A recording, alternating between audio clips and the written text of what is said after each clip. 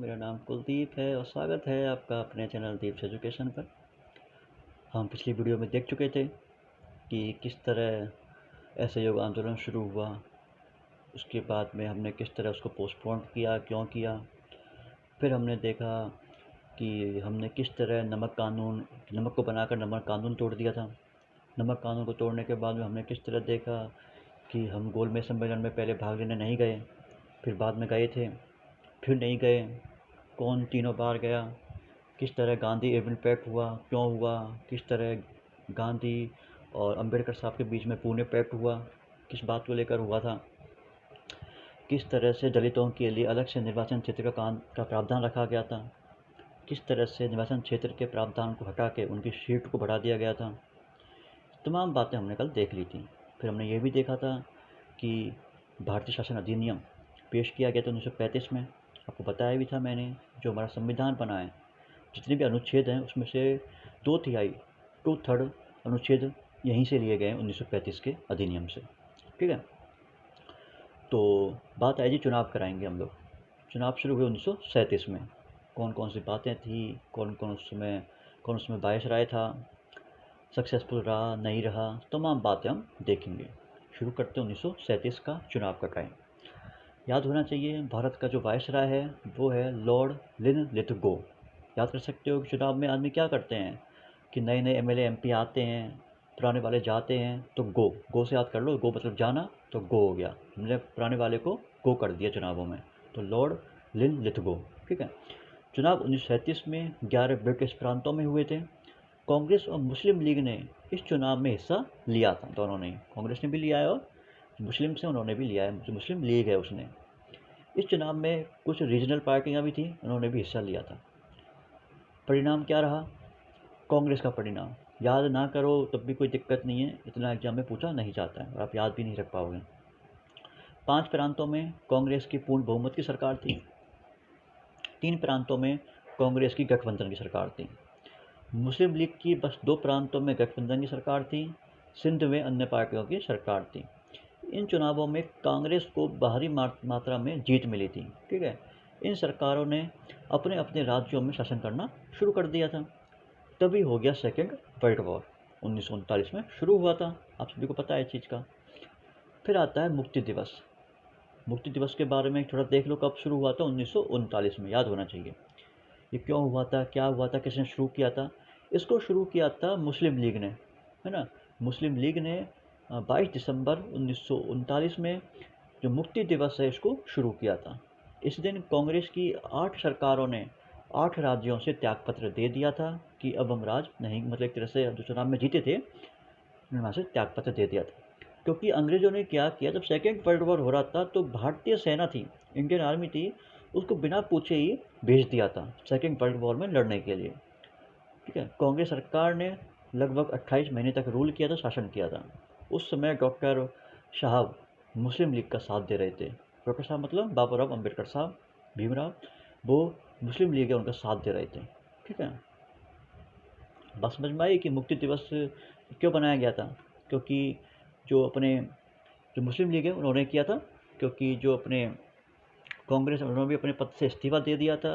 अंग्रेज भारतीय सेना को ज़बरदस्ती बिना किसी से पूछे सेकेंड वर्ल्ड वॉर में भेज रहे थे। सेकेंड वर्ल्ड वॉर शुरू हुआ 1939 में। पाकिस्तान की मांग याद होना चाहिए, पाकिस्तान की मांग कब उठी? 1940 में। ठीक है, याद रहेगा। अब है मुस्लिम लीग का अधिवेशन। जो मुस्लिम लीग है उसका अधिवेशन हो रहा है, कांग्रेस का नहीं, ये हो रहा है मुस्लिम लीग का अधिवेशन 1940 में लाहौर में हो रहा है। और अध्यक्ष कौन है? मोहम्मद अली जिन्ना। याद होना चाहिए चीज़ का। ठीक है, कि मुस्लिम लीग के किस अधिवेशन में पाकिस्तान की मांग की गई थी, या पाकिस्तान की मांग कब की गई थी, या पाकिस्तान की मांग जब की गई थी तो उस समय अध्यक्ष कौन था मुस्लिम लीग का?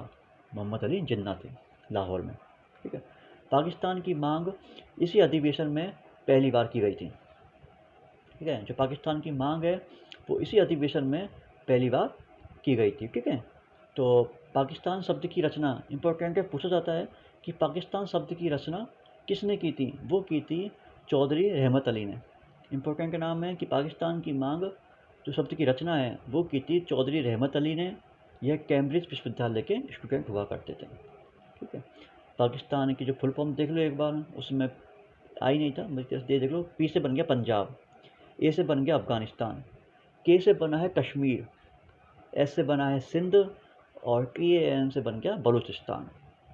ठीक है, जिनको लेने के लिए आज भी पाकिस्तान कोशिश करता है, अपना अपना दावा ठोकता है कि ये हिस्सा है, ये पूरा एरिया बलूचिस्तान, सिंध, कश्मीर, ये सब हमारा है। ठीक है, याद होगा जो जिन्ना जी हैं वो अध्यक्ष रहे हैं, है ना, पाकिस्तान की मांग जब उठी थी मुस्लिम लीग के, और चौधरी रहमत अली है, उसने पाकिस्तान नाम दिया है। इसके पहले मोहम्मद इकबाल साहब, इम्पोर्टेंट है, ने 1930 में द्विराष्ट्र सिद्धांत दिया था। इसमें एक देश होगा हिंदुस्तान, एक होगा मुस्लिम के लिए। मतलब जो मोहम्मद इकबाल साहब थे, उन्होंने पहले ही बोल दिया था 1930 में कि 2 राष्ट्र होने चाहिए, एक रहेगा अपना हिंदुस्तान, एक रहेगा जो मुस्लिम्स हैं उनके लिए, लेकिन नाम दिया था चौधरी रहमत अली ने। ठीक है, मोहम्मद इकबाल ने 2 नारे भी दिए हैं, याद होना चाहिए कि यह नारे किसने दिए थे। आंसर जाता है मोहम्मद इकबाल ने। पहला था इंकलाब, दूसरा है सारे जहां से अच्छा हिंदुस्तान हमारा। ठीक है, मोहम्मद इकबाल साहब ने दिया था। फिर आता है अगस्त प्रस्ताव, काफ़ी इंपॉर्टेंट है कि अगस्त प्रस्ताव कब आया था। 1940 में आया है। उस समय वायसराय कौन था, क्या है आखिर अगस्त प्रस्ताव, सारी बातें पूछी जाती हैं। 1940 में आया है। भारत का वायसराय है लॉर्ड लेन लिथगो, वही सेम चुनाव हुए थे उस पीरियड का ही, तो चुनाव भी तो 1937 में हुए थे, तभी से वो वायसराय चला आ रहा है। यह प्रस्ताव इसने 8 अगस्त 1940 में पेश किया था। इस प्रस्ताव के माध्यम से अंग्रेज़ों ने सेकेंड वर्ल्ड वॉर के लिए भारतीय सेना मांगी थी, क्योंकि पहले तो वो खुद अपनी मर्जी से भेज रहे थे बिना पूछे। यहाँ पर भारतीय सेना मांगी थी अंग्रेज़ों ने सेकेंड वर्ल्ड वॉर के लिए, लेकिन भारतीयों ने इस प्रस्ताव को ठुकरा दिया, मना कर दिया कि हमारी हम सेना नहीं भेजेंगे। लेकिन इस प्रस्ताव से भारत में यह कन्फ्यूजन हो गया था कि हम सेकेंड वर्ल्ड वॉर में अंग्रेज़ों के साथ हैं या नहीं हैं। मतलब अगस्त प्रस्ताव है, इससे थोड़ा सा ये भ्रांति हो गई थी इंडिया के लोगों में कि हम एक तरह से अंग्रेज़ों के साथ हैं या नहीं हैं, सेकेंड वर्ल्ड वॉर में हमें साथ देना है या नहीं देना है। कुछ लोगों ने साथ दे दिया, कुछ ने साथ नहीं दिया, चीज़ें क्लियर नहीं हो पाई थी, कन्फ्यूजन ज़्यादा हो गया था। ठीक है, फिर आएगा व्यक्तिगत सत्याग्रह। इसमें क्या चीज़ें हैं, यह सत्याग्रह कांग्रेस ने चलाया था। ठीक है, इसमें क्या है, इस सत्याग्रह का उद्देश्य था कि कांग्रेस भारतीयों को, जो कांग्रेस थे वो भारतीयों को यह बताना चाह रही थी कि हम अंग्रेज़ों के साथ नहीं हैं। ठीक है, व्यक्तिगत सत्याग्रह अगस्त अगस्त प्रस्ताव में तो क्या था, पता ही नहीं था कि हम अंग्रेज़ों के साथ हैं या नहीं हैं सेकेंड वर्ल्ड वॉर में। जो व्यक्तिगत सत्याग्रह है, ये कांग्रेस ने चलाया था बताने के लिए भारतीयों को कि हम अंग्रेज़ों के साथ नहीं हैं। ठीक है, इस सत्याग्रह को महाराष्ट्र के पवनार आश्रम से 1940 में शुरू किया था। इस सत्याग्रह के प्रथम सत्याग्रही थे, नाम सुना भी होगा आपने, आचार्य विनोबा भावे। याद कर लेना है चीज़ को, कब हुआ था और पहले सत्याग्रही कौन थे। और दूसरे थे जवाहरलाल नेहरू। इस सत्याग्रह को दिल्ली चलो के नाम से भी जाना जाता है। ठीक है, इंपॉर्टेंट है, थोड़ा देख लेना। फिर है क्रिप्स आंदोलन, ये भी इम्पोर्टेंट है, 1942 में आया था। क्वेश्चन ये बनता है कि जो क्रिप्स आंदोलन है वो कब आया था, भारत छोड़ो आंदोलन कब आया था, करो या मरो नारा है वो कब दिया गया था। जबकि आंसर 1942। 1942 में क्रिप्स आंदोलन हुआ है। यह मिशन 23 मार्च 1942 में आया था। चेयरमैन वही क्रिप्स होगा, सर स्टैफोर्ड क्रिप्स। इस मिशन में दूसरे वर्ल्ड वॉर के लिए, जो दूसरा विश्व युद्ध हुआ है उसके लिए भारतीय सैनिकों की मांग की गई थी, क्योंकि अभी भी भारतीय सेना भेजी नहीं गई है। यार आप ध्यान रखना है चीज़ को, है ना, जिस वजह चीज़ें बढ़ती हुई जा रही हैं। भारतीय सैनिकों की मांग की थी, हमने इस मिशन को भी ठुकरा दिया था कि हम अपने जो भारतीय सेना है उनको नहीं भेजेंगे। लेकिन अब तुम्हें पता है कि जब युद्ध छिड़ा पड़ा है, भारतीय सेना साथ नहीं दे रही है, तो अंग्रेज़ों को गेम खेलना था। कौन सा गेम होगा कि हम अब इंडिया को आज़ाद कर देंगे। तो भारतीय सैनिकों की मांग की थी और हमने इस मिशन को ठुकरा दिया। इसने हमारे लिए भारतीय जो संविधान सभा है उसको बनाने की बात कही थी। ठीक है, संविधान सभा बनाने की बात की। गांधी जी ने क्रिप्स मिशन को पोस्ट डेटेड चेयर के नाम दिया था। इसके बाद गांधी जी ने भारत छोड़ो आंदोलन भी शुरू कर दिया था। याद रहेगा, जो क्रिप्स आंदोलन है ना, वो शुरू हुआ था 1942 में। क्रिप्स है, स्टेफोर्ड क्रिप्स, वो आया था यहाँ पर, भारतीय है, उनसे मांग की थी कि भारतीय सेना को जो सेकेंड वर्ल्ड वॉर है हमारे साथ भेज दो। मना कर दिया हम लोगों ने, ठीक है। उसने प्रस्ताव दिया कि आपके लिए अलग से हम संविधान सभा बना देंगे। इसके बाद शुरू होता है गांधी जी का भारत छोड़ो आंदोलन 1942 में। याद रहे कि आपको जो सीक्वेंस है वो याद होना चाहिए कि पहले आया है क्रिप्स, उसके बाद में शुरू हुआ है भारत छोड़ो आंदोलन, क्योंकि सभी ये 1942 में चले हुए आ रहे हैं। इस समय भारत का वायसराय लॉर्ड लैन लिथगो था। याद कर सकते हो, भारत छोड़ो, छोड़ो मतलब जाओ, गो मतलब जाओ, तो हो गया लैन लेट गो, गो से जाओ, भारत छोड़ो आंदोलन। इस समय इंग्लैंड के प्रधानमंत्री थे चर्चिल। याद होना चाहिए आपको, भारत छोड़ो आंदोलन के समय इंग्लैंड के प्रधानमंत्री कौन है? चर्चिल। इस आंदोलन को अगस्त क्रांति के नाम से भी जाना जाता है। अगस्त क्रांति के नाम से किस आंदोलन को जाना जाता है? भारत छोड़ो आंदोलन को, ठीक है। यह आंदोलन भारत की आज़ादी के लिए लड़ा जाने वाला आखिरी आंदोलन था, ठीक है। उसके बाद एक कांग्रेस का अधिवेशन हुआ था मुंबई में। याद होना चाहिए 1942 में भारत छोड़ो आंदोलन के समय कांग्रेस का अधिवेशन कहाँ हुआ था? हुआ था मुंबई में। अध्यक्ष कौन बने हैं? मौलाना अबुल कलाम आज़ाद। इम्पोर्टेंट क्वेश्चन बनता है बाद में भी कि कांग्रेस के सबसे कम उम्र के और सबसे अधिक बार कांग्रेस के अध्यक्ष बनने वाले, चेयरमैन बनने वाले कौन हैं? आंसर जाएगा मौलाना अबुल कलाम आज़ाद, जो स्वतंत्र भारत के प्रथम शिक्षा मंत्री, एजुकेशन मिनिस्टर भी हुए थे, मौलाना अबुल कलाम आज़ाद, ठीक है। इस अधिवेशन में यह आंदोलन पास हो गया था और इसी समय गांधी जी ने करो या मरो का नारा दिया था। इस समय हमने यह निश्चित कर लिया था कि यह आंदोलन 9 अगस्त 1942 में शुरू किया जाएगा, ठीक है। याद हो गया अगस्त प्रस्ताव क्या है, करो या मरो कैसे शुरू हुआ था। अधिवेशन हुआ है उसी टाइम 1942 में, जहाँ पर करो या मरो को मान लिया गया है। अध्यक्ष कौन था? सबसे कम उम्र का सबसे अधिक बार अध्यक्ष कौन रहा है कांग्रेस का? आज़ादी के बाद प्रथम शिक्षा मंत्री कौन रहे हैं? सब बातें आपको क्लियर हो गई होंगी। कहीं ना कहीं एग्जाम में आपसे कभी ना कोई पूछ लेगा। इम्पोर्टेंट है 0 आवर ऑपरेशन। इस ऑपरेशन को 8 अगस्त और 9 अगस्त की मध्य रात्रि को शुरू किया गया था, ठीक है। थोड़ा ये देख लेना फिर। इसमें क्या हुआ था? इसमें हुआ था कि अंग्रेज़ों ने कांग्रेस के जो बड़े बड़े नेता थे उनको कर लिया गिरफ्तार, ठीक है। एक नाम सुना होगा आपने, अरुणा आसफ अली, है ना, ये भी कांग्रेस की नेता थी। इन्हें कांग्रेस के नेताओं की अनुपस्थिति में यह आंदोलन संभाला था, क्योंकि कांग्रेस के नेता थे, उन सभी को क्या गिरफ्तार कर लिया था और कुछ पकड़ में नहीं आए, थोड़े फरार चल रहे थे। तो अरुणा आसफ अली उन्होंने इस आंदोलन को चलाया था। इस आंदोलन के दौरान ही जो गांधी जी की पत्नी है, जिनका नाम है कस्तूरबा गांधी, उनकी हो गई थी मौत। कहाँ पर? पुणे के येरवड़ा जेल में, ठीक है। याद होना चाहिए आपको ये चीज़। इनकी मौत के बाद में गांधी जी रहने लगे बीमार, और इनकी मृत्यु के बाद में गांधी जी को अंग्रेज़ों ने छोड़ दिया था, क्योंकि गांधी जी थे वो जेल में थे, काफ़ी हताश हो चुके थे, गांधी जी ने छोड़ दिया था। यह एक असफल योजना थी, क्योंकि यह काम पूरा प्लानिंग से नहीं हो पाया था कि हमें चीज़ें किस तरह करनी है, तो यह असफल आंदोलन रहा था। और इस आंदोलन के सबसे महत्वपूर्ण एक समांतर सरकार का निर्माण था। यह आंदोलन सक्सेसफुल नहीं रहा था, लेकिन एक समांतर सरकार का निर्माण हो गया था। अब यह क्या है? याद होना चाहिए 1944 में समांतर सरकार बनी है, ठीक है। समांतर सरकार का निर्माण भारत छोड़ो आंदोलन के दौरान ही हुआ था। याद कर सकते हो 1942 में भारत छोड़ो आंदोलन चल रहा है, 44 में समांतर सरकार बन गई है। एक तरह से 2 जगह आपको याद करनी है, बलिया जो यूपी में है, सतारा महाराष्ट्र में है, ठीक है। इंपॉर्टेंट नहीं है, थोड़ा बस देख सकते हो कि पहली समांतर सरकार बलिया में बनी थी, दूसरी बनी थी सतारा महाराष्ट्र में, जिसके मुखिया हैं भाई बी चौहान। थोड़ा याद माइंड में रख सकते हो। इसी समय जो भारत का वायसराय था वो बदल गया था और नया वायसराय आया था लॉर्ड बेबल। याद होना चाहिए इस चीज़ का। नया वायसराय कौन है? Lord Wavell. इसने भारत में एक योजना पेश की थी, खुद के नाम से रखेगा, वो कौन सी? बेबल योजना या बेबल प्लान। 1945 में आया है, ठीक है। 1945 में बेबल के द्वारा पेश की गई थी। इसका जो मुख्य उद्देश्य था, पर्पस था, वो था कि क्योंकि भारतीयों से काफ़ी नाराज़गी चली आ रही है इनकी, तो ये चाहते थे कि भारतीयों के साथ में कैसे भी करके हमारा आपस में तालमेल बैठ जाए, सामंजस्य बैठ जाए, है ना।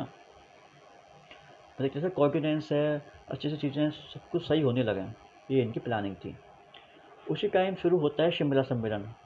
ठीक है, शिमला सम्मेलन है, इसमें क्या हुआ था कि 21 नेताओं ने भाग लिया था। गांधी जी शिमला गए तो थे, लेकिन सम्मेलन में भाग नहीं लिया था, इसलिए यह सम्मेलन अनसक्सेसफुल रहा। आप देख रहे हो उस समय गांधी जी की काफ़ी इंपॉर्टेंस थी, इंपॉर्टेंस आज भी है। इसी वजह से यूएनओ 2 अक्टूबर को अंतर्राष्ट्रीय अहिंसा दिवस मनाता है।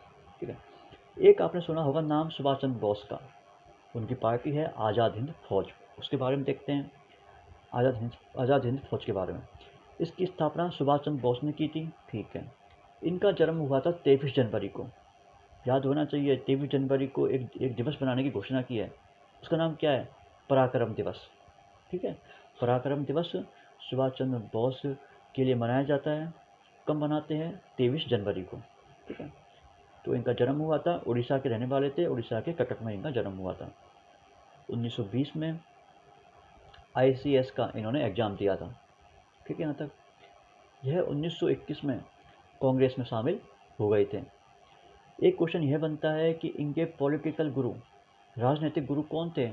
नाम था CR दास, याद है ना, जिन्होंने स्वराज पार्टी की स्थापना की थी, जो गुस्सा हो गए थे कि गांधी जी ने अपना स्वराज स्वराज क्यों, अपना जो 1920 में असहयोग आंदोलन है उसको पोस्टपोन क्यों किया है चोरा चोरी के बाद में। तो CR दास थे, मोतीलाल नेहरू, जवाहरलाल नेहरू।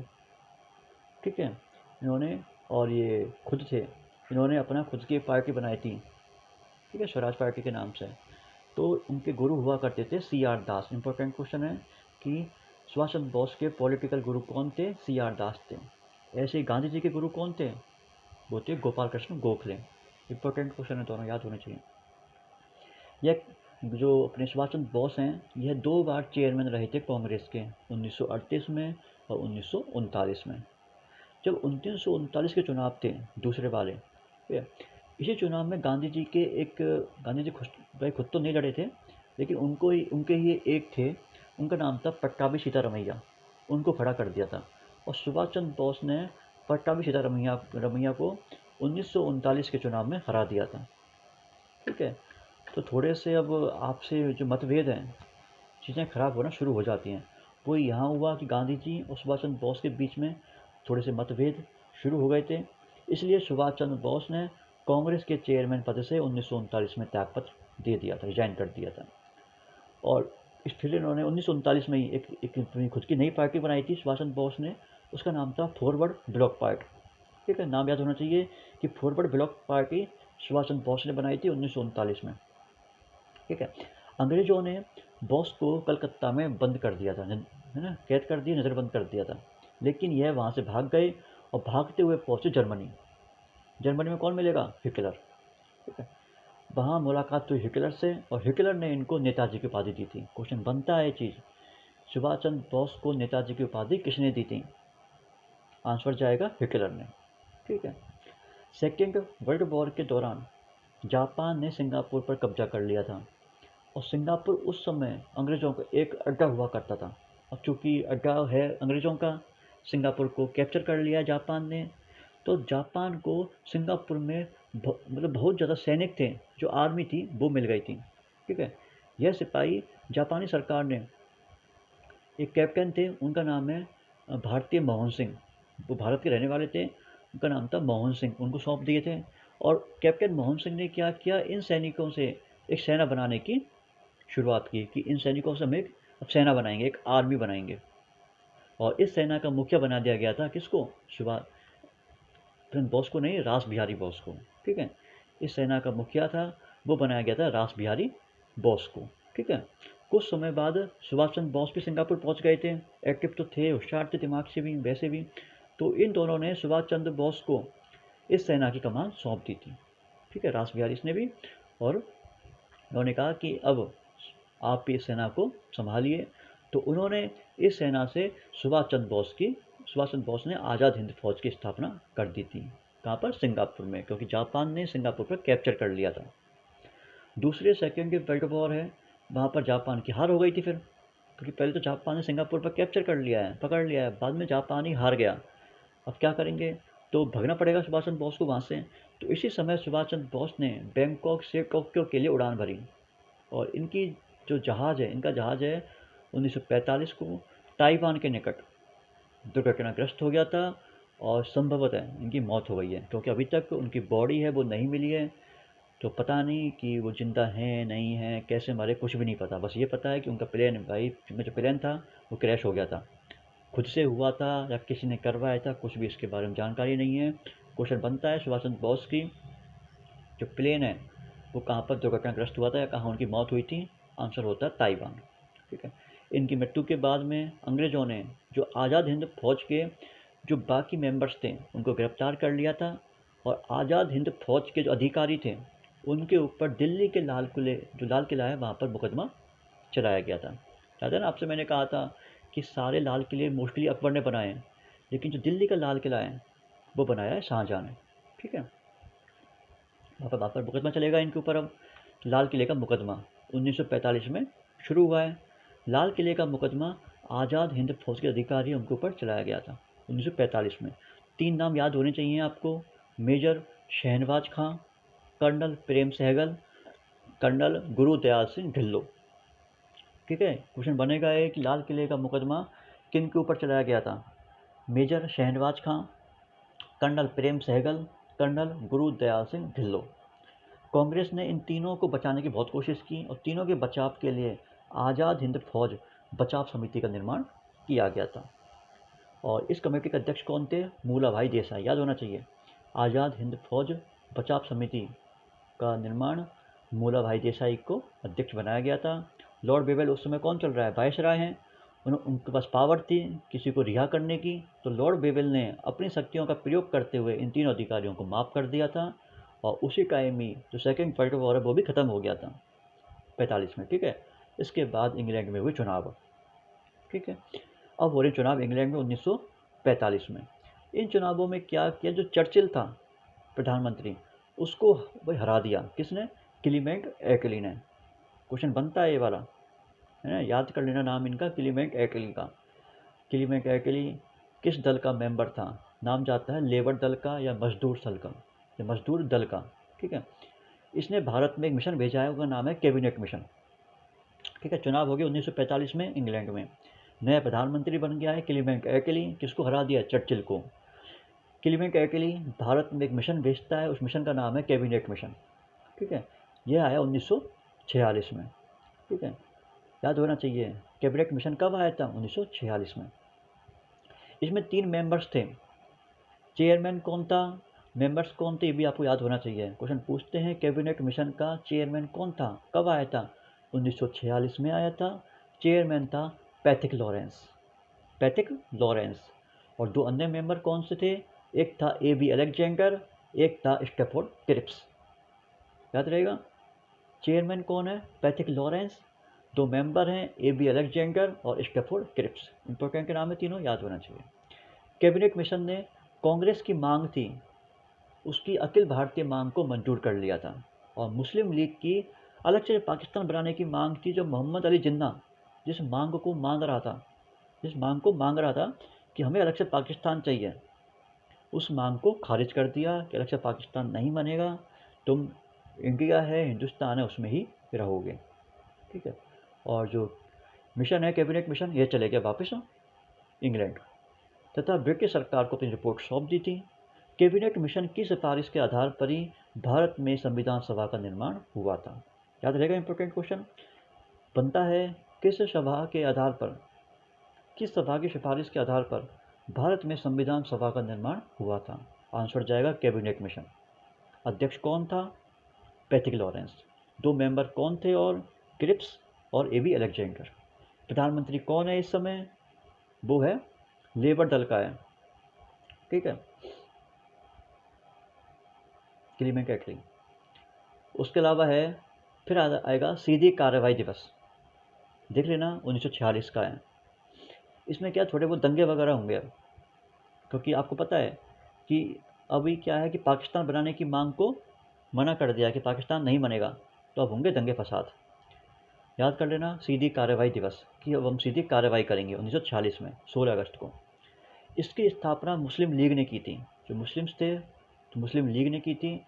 इस दिवस का मुख्य कारण था कि ब्रिटिश ने मुस्लिम लीग की पाकिस्तान की मांग को स्वीकार नहीं किया था कि अलग से पाकिस्तान नहीं बनाएंगे। इस दिन के बाद में संपूर्ण भारत में सांप्रदायिक कम्युनल दंगे होना शुरू हो गए थे, जो स्वाभाविक थे।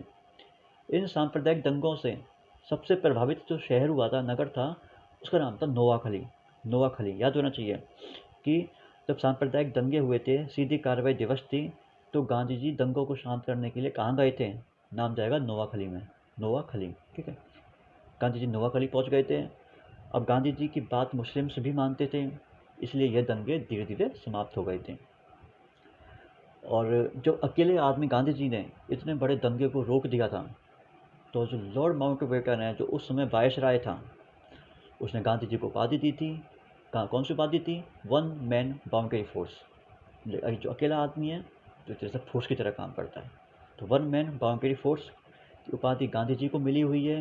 वो दी थी भारत के, या मैं कहूँ, हाँ, भारत के बोल सकते हैं, भारत के अंतिम वायसराय या स्वतंत्र भारत के पहले वायसराय लॉर्ड माउंटबेटन ने, ठीक है। वन मैन बाउंड्री फोर्स, क्योंकि इन्होंने दंगों को शांत करवा दिया था। सीधी कार्रवाई दिवस, जो मुस्लिम लीग थी वो नाराज़ थे इस चीज़ से कि हमारे अलग से पाकिस्तान देश बनाने की मांग को मंजूर क्यों नहीं किया। फिर आती है अंतरिम सरकार, इंटरिम गवर्नमेंट 1946 में। इस सरकार का निर्माण 1946 में हुआ था। इस सरकार के मुखिया थे जवाहरलाल नेहरू। याद होना चाहिए कि अंतरिम सरकार के मुखिया कौन थे? जवाहरलाल नेहरू। कब बनी थी? 1946 में। इस सरकार में 12 सदस्य थे, ठीक है। इनमें से एकमात्र महिला सदस्य थी अरुणा आसफ अली। मतलब एक तरह से ये सरकार बन रही थी, क्योंकि इलेक्शन तो हुए नहीं थे, लेकिन एक तरह से ये था कि हाँ, कि मेन जो लीडर्स हैं ये रहेंगे। इस वजह से इसको बनाया गया था। जैसे अभी फ़िलहाल जो बनती हैं, जैसे जो चुनाव होते हैं, चुनाव के बाद में क्या होता है कि नई गवर्नमेंट आती है, पुरानी गवर्नमेंट रहती है, तो कुछ टाइम के लिए किसी को बना दिया जाता है। उसको बोलते हैं अंतरिम, जो परमानेंट नहीं होती। जैसे तुमने देखा होगा कभी कभार जो गांधी हैं, जो गांधी फैमिली है, कांग्रेस है, उसमें कभी कभार जो सोनिया गांधी है, उसमें नाम सुना आता है कि अंतरिम अध्यक्ष चुनी गई हैं, इंटरिम चेयरमैन प्रेसिडेंट चुनी गई हैं। उसका मीनिंग होता है कि कुछ टाइम के लिए चुना गया, जब तक चुनाव नहीं हो जाते, 2-3 महीने के लिए या 6-7 महीने के लिए चुना जाता है, मतलब वैसे ही बना दिया जाता है किसी को। यहाँ भी यही हो रहा है। अंतरिम सरकार है, 1946 में है, क्योंकि संविधान सभा बनाने की मांग को तो मंजूर कर लिया है, कैबिनेट मिशन आके चलाई गया है ना, अलग से देश की पाकिस्तान की मांग है उसको मना कर दिया है। 12 मेंबर थे, मुखिया हैं जवाहरलाल नेहरू, जो बाद में प्रधानमंत्री भी बनते हैं। और एकमात्र महिला मेंबर हैं, फीमेल हैं, वो है अरुणा आसफ अली। और मुस्लिम लीग ने इस सरकार में शामिल होने से मना कर दिया था कि हम शामिल नहीं होंगे, क्योंकि वो अलग से पाकिस्तान बनाने की मांग कर रहे थे। लेकिन कुछ समय बाद भी जो मुस्लिम लीग है वो भी इस सरकार में शामिल हो गई थी। फिर है प्रधानमंत्री की घोषणा, इंपॉर्टेंट है। इंग्लैंड के प्रधानमंत्री कौन है उस समय? क्लीमेंट एटली, जो लेबर पार्टी के हैं, जिन्होंने चर्चिल को हरा दिया। उसने क्या किया कि घोषणा की थी 1947 में कि वो इंडिया को आज़ाद कर देंगे 30 जून 1948 तक। इसलिए इसने भारत में नया वायसराय लॉर्ड माउंटबेटन भेज दिया था कि माउंटबेटन तुम जाइए और प्लानिंग कीजिए किस किस तरह से ये अपना देश को चलाएंगे, किस तरह यहाँ पर प्लानिंग रहेगी, क्योंकि भारत कई सालों के बाद आज़ाद हो रहा था। तो लॉर्ड माउंटबेटन ने भारत के विभाजन के लिए एक योजना पेश की थी, ठीक है। फिर आएगी माउंटबेटन योजना 1947 में। यह योजना वायसराय लॉर्ड माउंटबेटन ने पेश की थी। यह भारत का अंतिम या 34वां वायसराय था। यह लॉर्ड बेबल की जगह भारत में आया था। यह भारत में 2 बार आया था।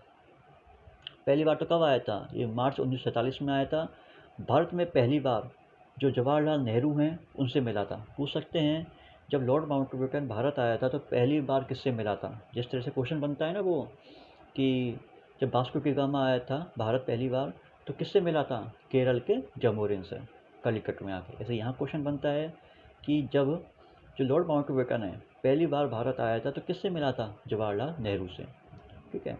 और ये कांग्रेस और मुस्लिम लीग के मेंबर्स से भी मिला था। सेकेंड बार भी 1947 में आया है। यह भारत में आकर भारत के विभाजन की योजना 3 जून 1947 को पेश कर दिया। इस योजना को कहते हैं माउंटबेटन योजना। किसने भेजा है इसको? भेजा है प्रधानमंत्री क्लीमेंट एटली ने कि तुम जाओ और किस तरह से भारत का विभाजन करना है उसको देख कर आइए, ठीक है, क्योंकि पाकिस्तान अलग से पाकिस्तान देश बनाने की मांग कर रहा है। पाकिस्तान नाम किसने दिया है? चौधरी रहमत अली ने, ठीक है। 1940 में जो अधिवेशन था मुस्लिम लीग का, अध्यक्ष थे मोहम्मद अली जिन्ना, लाहौर में अधिवेशन हुआ था। फिर आता है भारतीय आज़ादी अधिनियम, याद होना चाहिए 1935 का तो है भारतीय शासन अधिनियम, तो देश आज़ाद हुआ है 47 में, तो वो है भारतीय आज़ादी अधिनियम, इंडियन इंडिपेंडेंस एक्ट। इस कानून को इंग्लैंड की संसद में 4 जुलाई 1947 को पेश किया गया था, याद मत करना, याद होगा नहीं तो।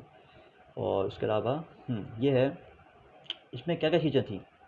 भारत एक तरह से आज़ाद हो चुका है, तो एक तो बात थी कि भारत से अंग्रेज़ों का जो शासन है उसको हम ख़त्म कर देंगे, अब अंग्रेज़ों का शासन नहीं रहेगा। वायसराय पद भी ख़त्म कर दिया जाएगा। वायसराय पद कब आया था? 1857 की क्रांति के बाद में, ठीक है। पहला वायसराय कौन था? Lord Canning. और एक और मांग थी, एक और चीज़ें की गई थी प्लान में, जो एक्ट बना था भारतीय आज़ादी अधिनियम, कि भारत को बांटकर भारत और पाकिस्तान 2 देश बना दिए जाएंगे, क्योंकि मांग कर रहा है मोहम्मद अली जिन्ना, और काफ़ी दंगे वगैरह हो गए थे इस वजह से। दोनों स्वतंत्र देश के लिए गवर्नर जनरल जी नामक नया पद बनाया जाएगा। मैंने आपको पहले बताया भी था कि भारत तो चाहता था कि हम थोड़ी बहुत कुछ चीज़ें सीखें, क्योंकि हम कई सालों के बाद आज़ाद हो रहे हैं, हम देश अच्छे से चला नहीं पाएंगे शायद, इस वजह से कुछ टाइम के लिए जो लॉर्ड माउंटबेटन है उसको यहाँ पर स्वतंत्र भारत का गवर्नर जनरल बनाया गया था। लेकिन जो पाकिस्तान है वो ज़्यादा ही ओवर कॉन्फिडेंस में था कि हमें सब आता है, हम हमारे हिसाब से सारी चीज़ें कर लेंगे, इसलिए उसकी आज ये हालत है, और हमारी हालत काफ़ी पहले से बहुत ज़्यादा इम्प्रूव हो चुकी है, ठीक है। फिर है ये लास्ट है इंडिया। आपका देश, हमारा देश आज़ाद हो चुका है, पाकिस्तान और हिंदुस्तान 2 देश बन चुके हैं, ठीक है। पाकिस्तान के बारे में देखते हैं, इसको एक तरह से आज़ाद कब हुआ था? 14 अगस्त 1947 को, ठीक है। पहला पीएम कौन बना है? लियाकत अली खान, याद होना चाहिए।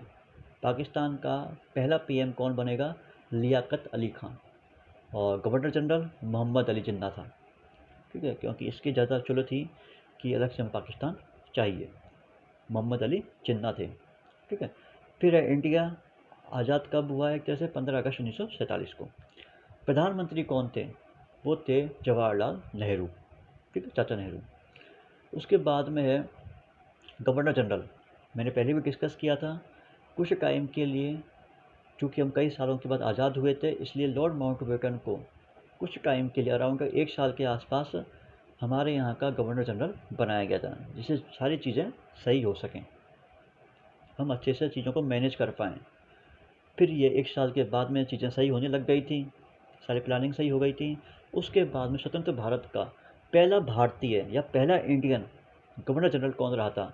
वो थे चक्रवर्ती राजगोपालाचारी, चक्रवर्ती राजगोपालाचारी, याद होना चाहिए ये चीज़। क्वेश्चन पूछ लिया जाता है, पाकिस्तान का गवर्नर जनरल कौन था? इंडिया का गवर्नर जनरल कौन था? या एक क्वेश्चन और बनता है कि इंडिया का या फिर स्वतंत्र भारत का प्रथम भारतीय गवर्नर जनरल कौन था? देख लेना उसके हिसाब से क्या आंसर आपको टिक करना है। 1950 को जब चुनाव होंगे, प्रेसिडेंट पद आ जाएगा, ठीक है। तो 1950 तक चक्रवर्ती राजगोपालाचारी गवर्नर जनरल रहे थे। क्वेश्चन ये बनता है, जब हमारा देश आज़ाद हुआ था तो उस समय इंग्लैंड का प्रधानमंत्री कौन था? वो था क्लीमेंट एटली, जो लेबर पार्टी का था। इंपॉर्टेंट क्वेश्चन है, पूछा जाता है। इंग्लैंड का राजा, इंपॉर्टेंट क्वेश्चन है, जॉर्ज पंचम। एक क्वेश्चन और बनता है, जब हमारा देश आज़ाद हुआ था तो उस समय एक तरह से कांग्रेस का अध्यक्ष है, वो कौन था? वो कौन थे? वो थे JB कृपलानी, ठीक है। क्या नाम था? JB कृपलानी, ठीक है। वो भी सारी चीज़ें क्लियर कि आज़ाद हुआ है तो हमारा गवर्नर जनरल कौन है, PM कौन बने हैं, अध्यक्ष कौन था कांग्रेस का, पाकिस्तान में कौन कौन था, सारी चीज़ें हम देख चुके हैं। उम्मीद है आपका भी मज़ा आया होगा। और ये हमारी आज लास्ट वीडियो थी मॉडर्न हिस्ट्री की, ठीक है, आधुनिक काल की। तो हमने काफ़ी कम टाइम में कवर कर ली चीज़ें, हमारा मेडाइवल हो चुका है, मॉडर्न हो चुका है, चीज़ें आपको समझ भी आई होंगी। और सबसे इम्पोर्टेंट बात जो मैं पहले भी कहता आता हूँ कि आपको पढ़ने में मज़ा आया होगा। मज़े का मतलब आपको चीज़ें पता चली होंगी कि किस तरह चीज़ें होती होती सीक्वेंस में जा रही हैं। पहले क्या हुआ, फिर क्या हुआ, फिर क्या हुआ, फिर क्या हुआ, फिर हमारा देश आज़ाद हो गया। ठीक है, तो यहीं से आपको मोस्टली जो क्वेश्चंस हैं एग्ज़ाम में देखने को मिलेंगे, चाहे आप PYQ देख सकते हो। अब हम शुरू करेंगे एंशिएंट या प्राचीन इतिहास। तो आप चैनल को सब्सक्राइब कर लें, जिससे आगे की जो वीडियोज़ हैं आप तक पहुंचती रहें। बेल आइकन दबा दें, वीडियो को लाइक करें अगर वीडियो सच में आपको अच्छी लगी हो, आपके काम की हो, आपको लगता हो सच में कि आपकी समझ में चीज़ें आई हैं। आपका कोई क्वेश्चन हो, कोई डाउट हो, क्वेरी हो, नीचे कमेंट कर सकते हैं। फेसबुक, इंस्टाग्राम, टेलीग्राम के लिंक है वो भी नीचे कमेंट बॉक्स में पिन कर दी गई है। बाकी अपना ध्यान रखें, अपना ख्याल रखें। जय हिंद, जय भारत, थैंक यू।